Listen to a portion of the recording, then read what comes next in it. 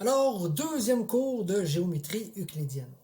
Alors, nous allons voir dans ce cours quelques théorèmes encore, certains dont on fera la démonstration, puis d'autres où je vais plutôt juste vous montrer comment utiliser le théorème, comment en faire l'application. Et particulièrement, il y aura aussi des théorèmes qui concernent les conditions minimales d'isométrie des triangles. Donc, nous verrons ça dans cette séance. Donc, je dis théorème 4 parce que on s'était arrêté au théorème 3 au dernier cours. Donc, dans un triangle rectangle, le carré de la mesure de l'hypoténuse est égal à la somme des carrés des mesures est égal à la somme des carrés des mesures des cathètes. Et oui, c'est la relation de Pythagore. Je ne ferai pas la preuve.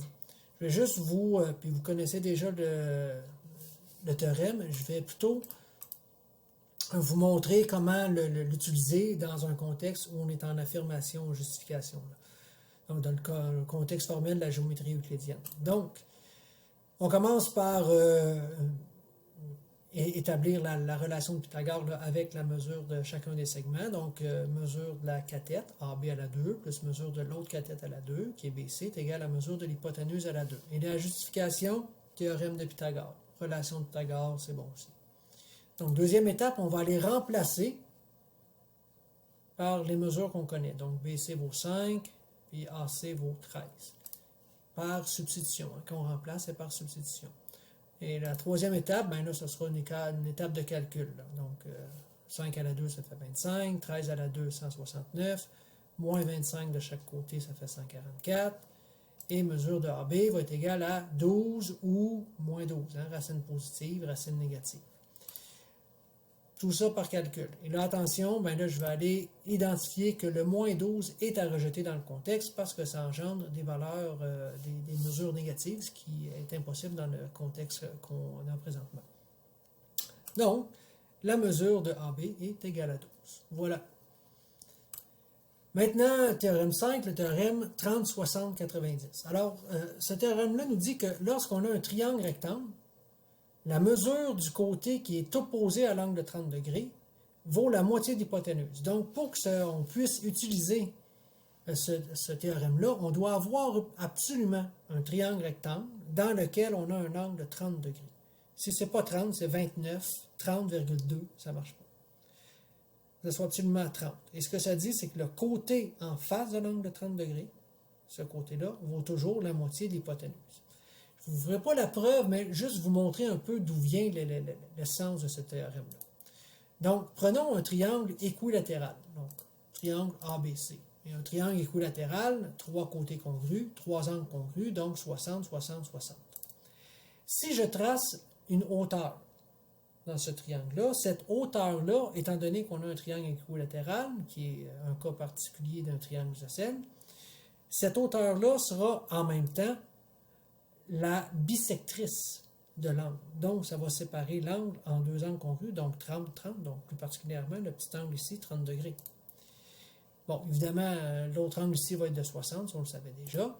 Et en étant la hauteur, c'est aussi en même temps la médiane, donc ça sépare le côté CB en deux segments congrus.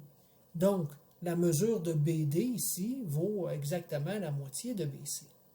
Mais BC, c'est exactement la même chose que AB parce qu'on a un triangle équilatéral. Donc, ce petit côté-là, BD, vaut la moitié de ça. C'est équivalent de dire le petit côté BD vaut la moitié de l'hypoténuse ici. Donc, le côté en face de l'angle de 30 degrés, ce petit côté-là, vaut la moitié de l'hypoténuse lorsqu'on a un triangle avec un angle de 30 degrés, 60 et 90. Donc, voilà l'idée d'où vient le raisonnement. Maintenant, comment est-ce qu'on fait pour appliquer le théorème? Bon, si je vous disais, trouve la mesure de AB dans le contexte qui est excusez, c'est pas la mesure de AB ici, c'est la mesure de BC. Là. Il y a une petite erreur, on va juste corriger. C'est la mesure de BC. Donc, BC.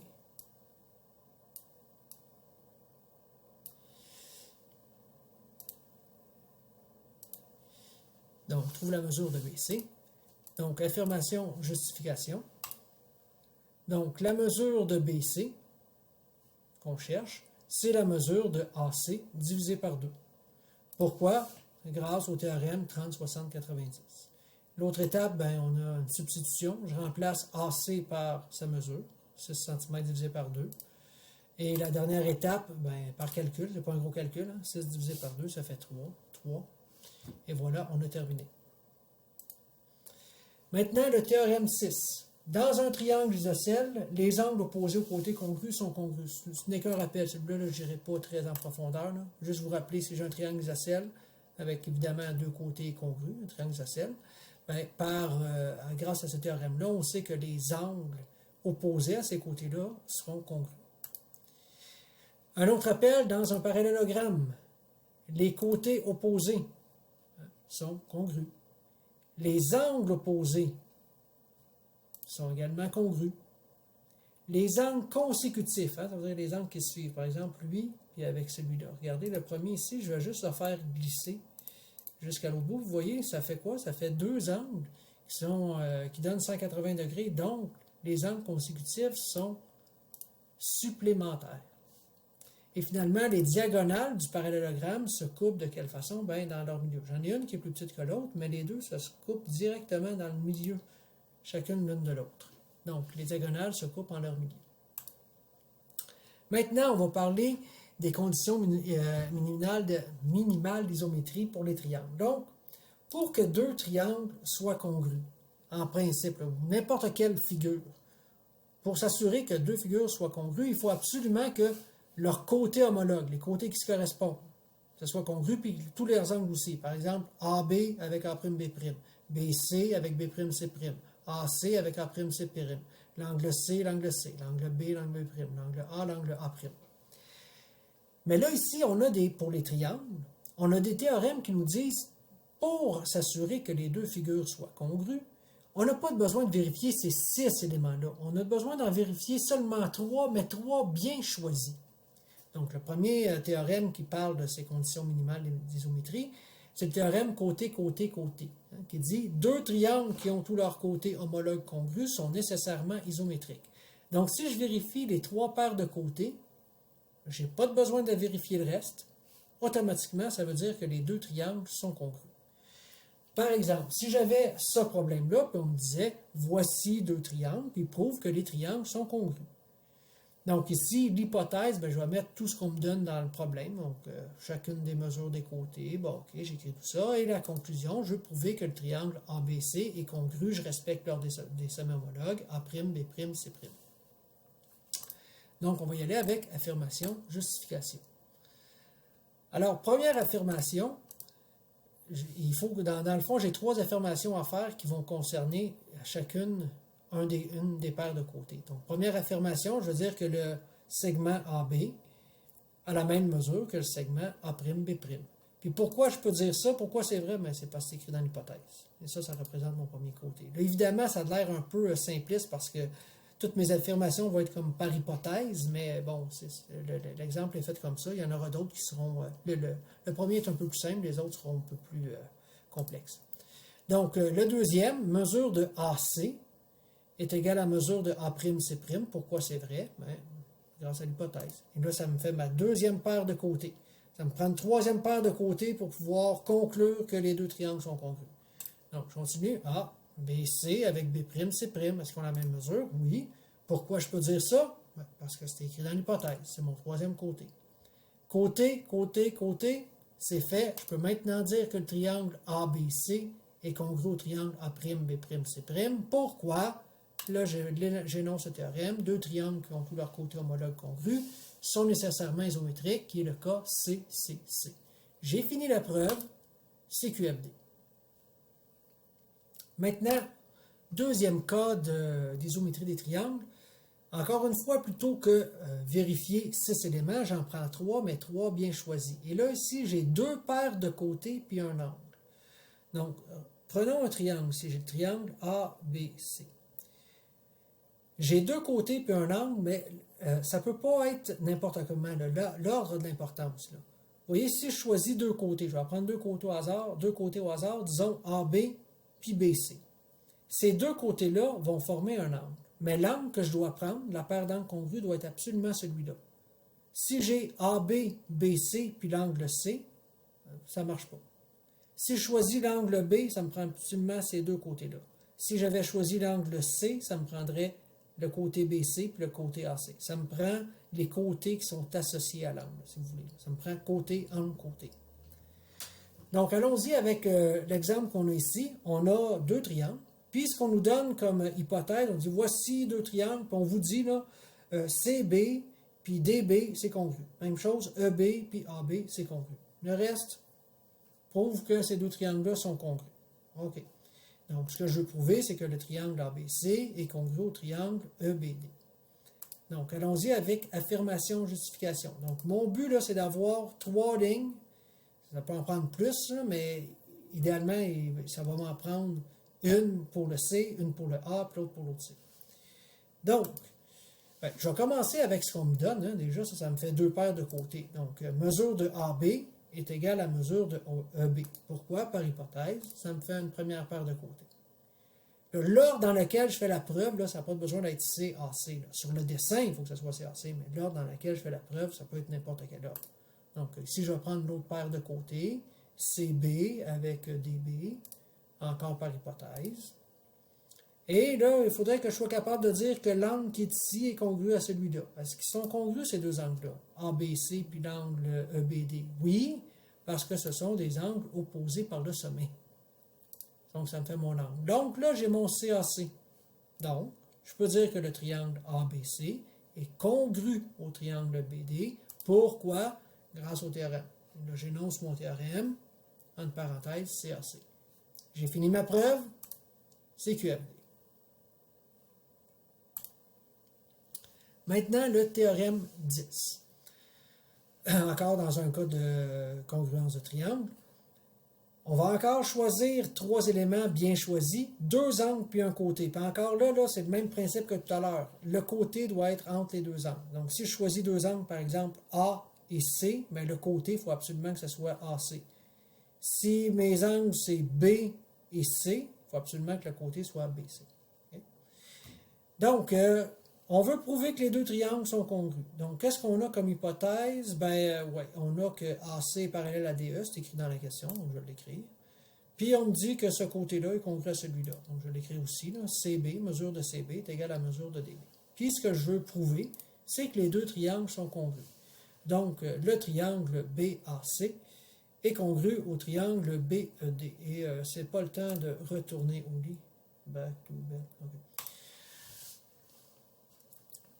Alors, allons-y avec la preuve, affirmation, justification. Pardon. Donc, je vais commencer par me choisir une paire d'angles. Donc, j'ai pris l'angle C qui est ici et l'angle D.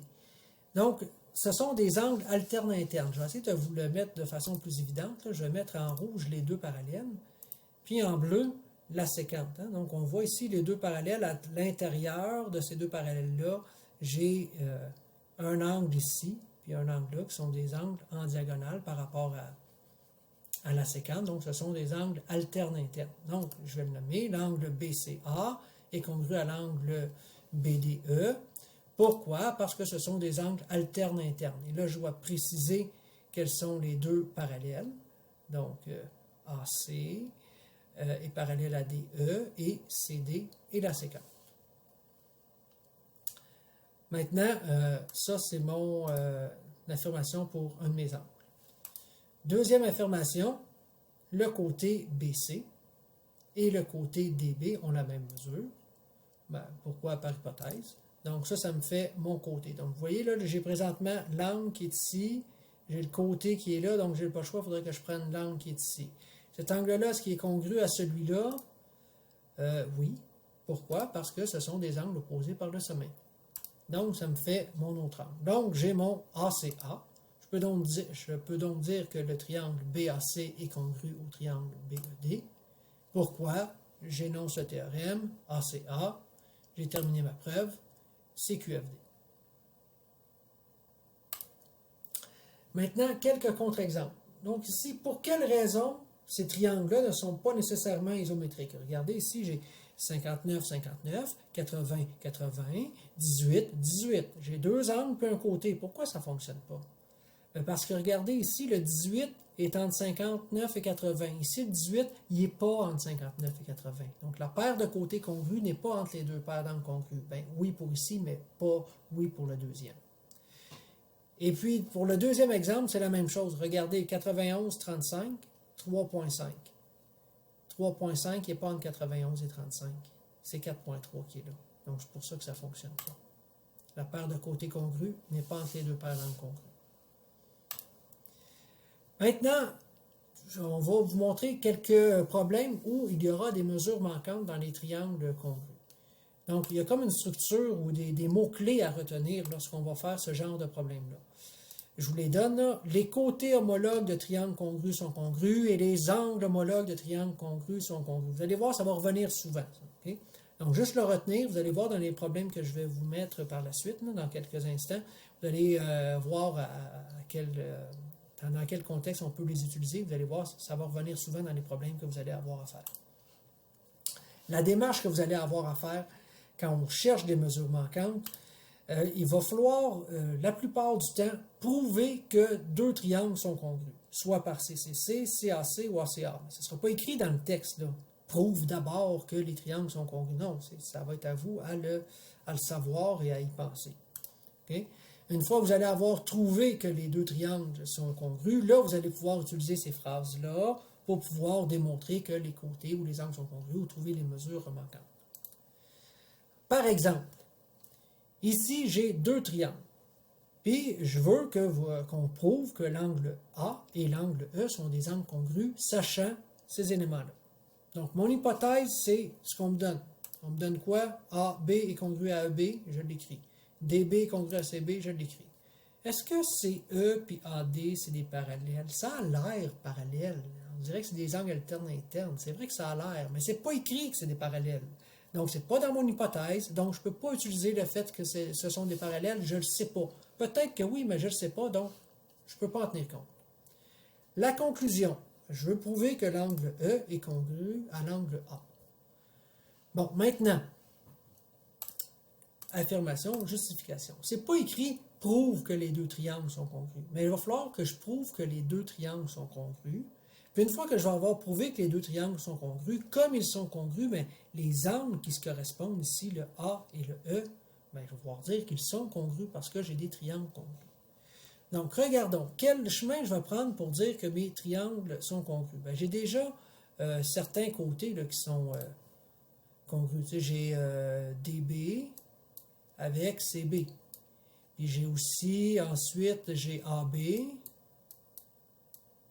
avec EB. Ah oui. Alors, si j'avais l'angle ici, ça me ferait un CAC. Donc, l'angle, est-ce que l'angle B ici avec l'angle B l'autre côté? Oui, c'est des angles opposés par le sommet. OK, j'ai le chemin de ma preuve. Maintenant, je vais y aller de façon formelle. Donc, AB est congru à EB. AB est congru à EB. Pourquoi? Par hypothèse, c'est un premier côté. Ensuite, l'autre paire de côtés, toujours par hypothèse. Et ensuite, je vais pouvoir dire l'angle ABD est congru à l'angle EBC. Pourquoi? Des angles opposés par le sommet, c'est mon angle. Et donc, par CAC, mes deux triangles sont congrus. Le triangle ABD, le triangle EBC. Pourquoi? Deux triangles qui ont un angle congru, compris entre des côtés homologues congrus, sont nécessairement isométriques CAC. Maintenant, comme j'ai prouvé que les deux triangles étaient congrus, leurs angles homologues sont congrus. Donc, je peux déduire que l'angle A et l'angle E sont congrus. Et là, c'est les phrases que je vous parlais tout à l'heure. Les angles homologues de triangles congrus sont congrus. Donc, ma conclusion, je suis arrivé à ma conclusion. Donc, c'est QFD. Maintenant, prouvons que les côtés opposés d'un parallélogramme sont congrus. Alors, pour y arriver, vous voyez le parallélogramme ici. Bon, on a tracé une diagonale. Donc, dans mon hypothèse, je vais dire que ABCD, c'est un parallélogramme, puis que BD, c'est une diagonale. Il n'y a rien d'autre que je peux dire de plus. Ce que je veux prouver, c'est que AD puis BC, c'est congru, de même que DC puis AB. Pour y arriver, j'ai comme le triangle 1 en haut puis le triangle 2 en bas. Je vais prouver que ces deux triangles-là sont congrus. Comme ils sont congrus, bien, je vais pouvoir après ça déduire que les côtés homologues sont congrus. Donc, comment je vais faire pour prouver que ce sont des triangles congrus? Imaginons que ces deux triangles-là, on les décolle. Le ABD, puis l'autre, le BCD, là, ils sont décollés. Là. Donc, je vais avoir le côté BD du triangle 1, puis le côté BD du triangle 2. Ce sont deux côtés qui sont égaux, parce que forcément, c'est le même côté, mais ils font partie quand même de deux triangles différents. Donc, ça fait comme un premier élément, un côté. Ensuite, si vous regardez l'angle 1 qui est ici avec l'angle 2 qui est ici, le B1 avec D2. J'ai deux parallèles puis une séquence, c'est des angles alternes internes. Même chose avec 1 et 2, les deux parallèles puis la séquence, des angles alternes internes. Donc, par ACA, les deux triangles vont être congrus. Donc, l'idée de la preuve, on le fait maintenant de façon formelle. Donc, je commence avec les deux angles ici là, dont je vous parlais, l'angle 1 et l'angle 2, puis là, je vais le mettre très clairement là, avec les parallèles en rouge, puis la séquente en bleu. Là, on voit bien les angles alternes internes, donc l'angle B1 et l'angle D2 sont congrus. Pourquoi? J'ai des angles alternes internes avec deux parallèles, AB, puis CD sont les parallèles, et la droite DB, c'est la droite séquente. Ensuite, ça c'est mon angle. Ensuite, je vais prendre l'autre paire d'angles, D1 avec B2. Je vais encore tracer les deux parallèles et la séquence. Donc, on voit bien les deux angles sont alternes internes. Donc, D1 est parallèle à B2. Pourquoi? Encore une fois, on a des angles alternes internes. Et là, les parallèles sont les mêmes. Les parallèles ne sont pas les mêmes, pardon. La séquence est la même. Là. Mais les parallèles, c'est AD et BC.